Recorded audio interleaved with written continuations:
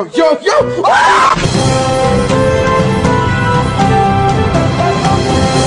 Hello guys! Isang tanghali, pinag-uusapan namin kung paano kami makakabalik kala Jasmine. Ngunit kami ay naliligaw. A few moments later. Kami ay napagod, kaya naisipan na lang namin na mag-TikTok. Sa aming pagti-TikTok, nakaramdam kami ng kaba dahil may lalaking sumusunod sa amin. At tama nga ang aming hinala, dinakot niya ang iPhone 15 Pro Max fully paid namin. A few inches later. Umiyak kaming lahat, kaya naawa siya at ibinalik sa amin at siya ay nakipagkaibigan sa amin.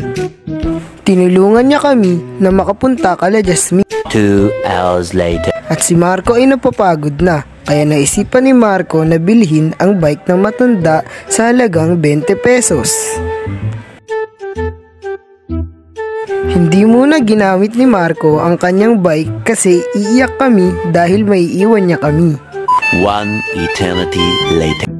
Habang sa aming paglalakad, may nakita kaming mga bata na para bang tinuturo sa amin ang daan papunta kila Jasmine. Dahil sa mga batang yun, nakapunta kami kala Jasmine. At dito na nagtatapos ang aming vlog. Please subscribe to our YouTube channel below.